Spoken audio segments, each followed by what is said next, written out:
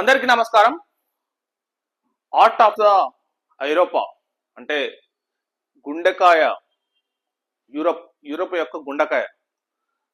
European union లో దాదాపు number 1 economy ఉన్న జర్మనీ దేశం యొక్క ఎలక్షన్స్ గత వారంలో జరిగాయి. రిజల్ట్స్ కూడా వచ్చాయి. సో ఆ రిజల్ట్స్ లో జనరల్ గా ప్రజెంట్ గా ఉన్న ఎస్పీడి పార్టీ యొక్క అధినేత అయిన ఓజాల్ఫ్ స్కోజ్ ఓడిపోవడం జరిగింది.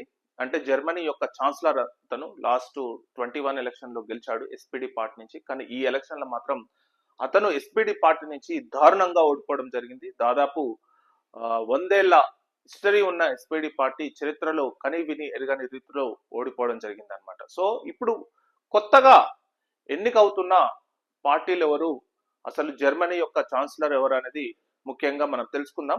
అందులో భాగంగా నేను గమనించింది ఏంటంటే ఎలక్షన్స్ రిజల్ట్స్ రోజు జర్మనీ యొక్క నాయకులందరూ, అంటే జర్మనీలో దాదాపు 6-7 పార్టీలు, మేజర్ పార్టీలు ఉంటాయి. సో ఆ పార్టీల యొక్క ఛాన్సలర్ అందరూ ఎలక్షన్స్ రోజు ఒక గవర్నమెంట్, అంటే ఆ దేశం నిర్వహిస్తున్న గవర్నమెంట్ టీవీ డిబేట్లలో ఉన్నారనమాట.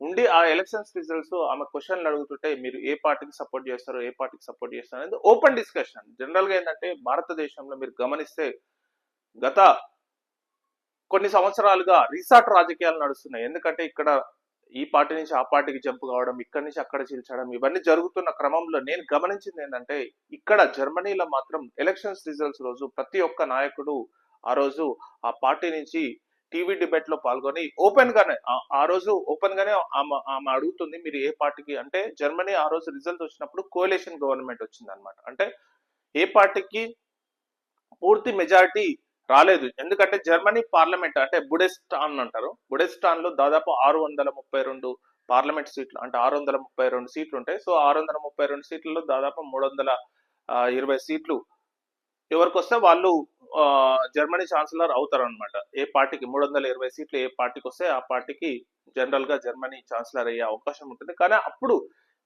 లాస్ట్ 3 days బ్యాక్ మాత్రం ఏ పార్టీకి పూర్తి మెజారిటీ రాలేదు. ఏ పార్టీకి పూర్తి మెజారిటీ రానప్పుడు కూడా వాళ్ళు లైవ్ డిబేట్ లో పాల్గొని వాళ్ళు గమనించడం అనేది చాలా ఆశ్చర్యం వేసింది. సో ఒకసారి మీరు కూడా గమనించవచ్చు.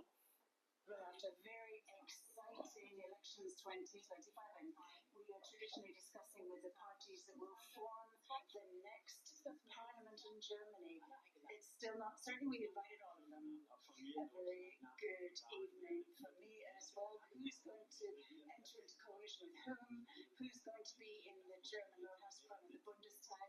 That's what we'll be discussing in this show with these guests. And they're all here with us today. The German Chancellor, incumbent Chancellor Olaf Scholz. ఇతను ఓజాల్ఫ్ స్కోజ్ ఎస్పీడి పార్టీ నుంచి జర్మన్ ఛాన్సలర్ గా పోటీకి దిగుతున్నాడు. కాకపోతే ఈయన లాస్ట్ లో కూడా గెలిచాడు. ఇతను ఫెడరిక్ మెర్జ్ సిడియు అంటే Christian Democratic union and Christian socialistic union అంటే Christian Democratic union CDU party నుంచి ఉన్నాడు. ఈమెనేమో ఆల్టర్నేటివ్ ఫర్ జనరల్ అలోక్ వాల్సిటీ చాలా పుంజుకుంది ఈ ఎలక్షన్లలో. సో వీళ్ళంతా జర్మనీ ఎలక్షన్ పార్టీల తరఫున ఛాన్సలర్ క్యాండిడేట్స్ అనమాట. సపోజ్ ఇప్పుడు మన భారతదేశంలో ప్రైమ్ మినిస్టర్ క్యాండిడేట్స్ ఎలానో వాళ్ళు అక్కడ జర్మనీలో జర్మనీ ఛాన్సలర్ యొక్క క్యాండిడేట్స్.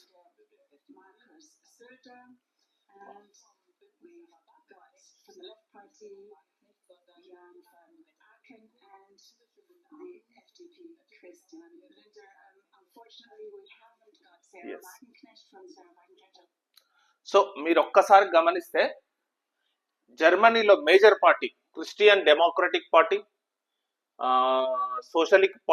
సోషలిస్టిక్ పార్టీ యూనియన్ అంటే SPD party, AFD party alternative for Germany party, green party,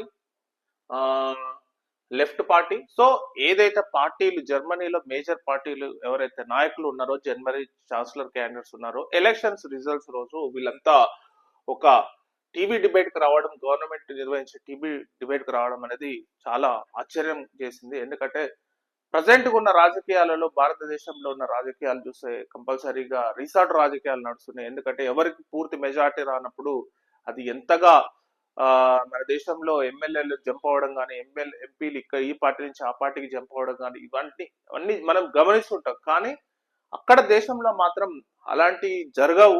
ఎందుకంటే దానికి నిదర్శనం ఏంటంటే ఆ ఎలక్షన్ రిజల్ట్స్ రోజు ఓపెన్ గానే ప్రజలకు డైరెక్ట్ చెప్తారు, మేము ఈ పార్టీకి ఒకవేళ మాకు మెజారిటీ రాకపోతే ఈ పార్టీకి మద్దతు ఇస్తాం. అది ఓపెన్ గానే చెప్తున్నారు, కానీ ఏదో సీక్రెట్ డిస్కషన్స్ అనే ఈ పార్టీలను తీసుకుందాం ఆ పార్టీలో తీసుకుందాం అనే అసలు ఆ డిస్కషన్ అనేది లేదనమాట. చాలా ఎంత నిజంగా చెప్పాలంటే ఆశ్చర్యం వేసింది.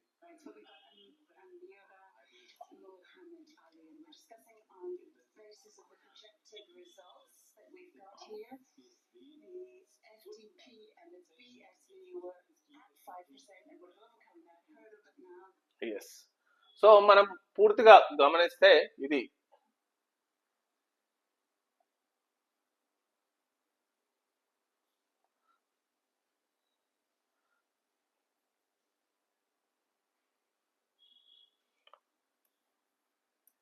జర్మన్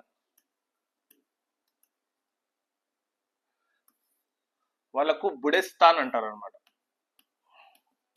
బుడెస్తాన్ అంటే మనకి ఎగ్జాంపుల్ ఇది మన ఇండియాలో లోక్సభ మనకు ఎలాగనో వాళ్ళకు బుడెస్తాన్ అంట. మొత్తం 632 సీట్లు ఉంటాయి అనమాట.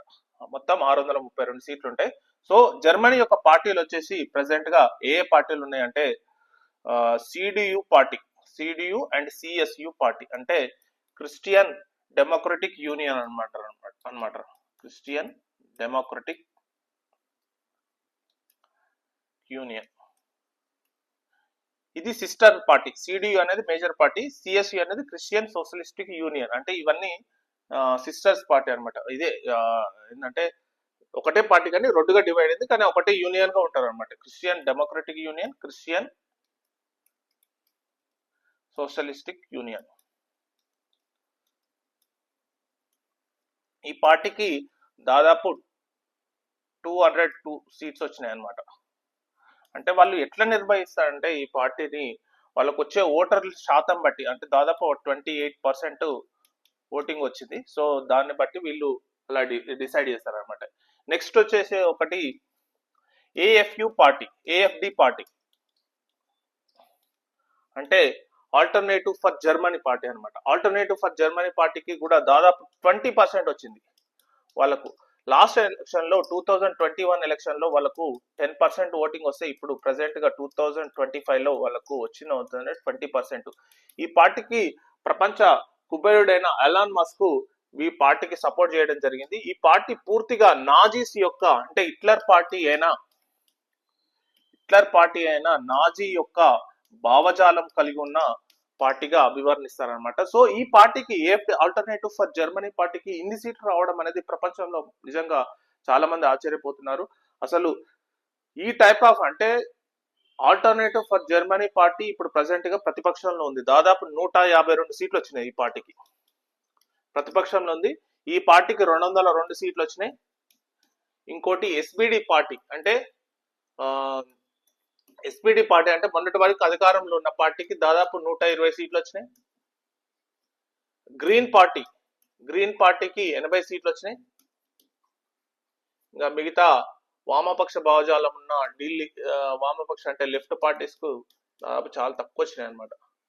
సో ఇది అనమాట అసలు జర్మనీ పొలిటికల్ స్ట్రక్చర్ అనేది ఈ విధంగా ఉంది. సో ప్రెసెంట్ గా Christian Democratic Union party, Christian socialistic union party SPD పార్టీతో కలిసిపోతున్నాయి అనమాట. అంటే CDU Christian Democratic Union party plus Christian socialistic union party, SPD socialistic for Germany, socialistic party for Germany అంటే ఎస్బిడి. వీళ్ళకేమో 202 సీట్లు వచ్చినాయి, వీళ్ళకేమో 120 సీట్లు వచ్చినాయి. అంటే దాదాపు ఒక 320 సీట్లు వచ్చినాయి అనమాట. సో వీళ్ళిద్దరు కలిసి ఫామ్ చేస్తున్నారు. సో ఈ పార్టీ యొక్క నేత ఎవరు వచ్చారంటే ఫెడ్రిక్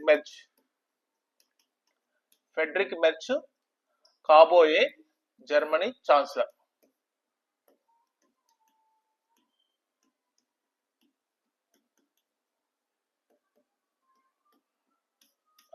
ఫెడ్రిక్ మెర్చ్ కాబోయే జర్మనీ ఛాన్సలర్ అనమాట. సో ఇది ప్రెసెంట్ గా జర్మనీ యొక్క రాజకీయ ఎలక్షన్స్ యొక్క రిజల్ట్స్. నిజంగా చాలా ఆశ్చర్యం వేసింది.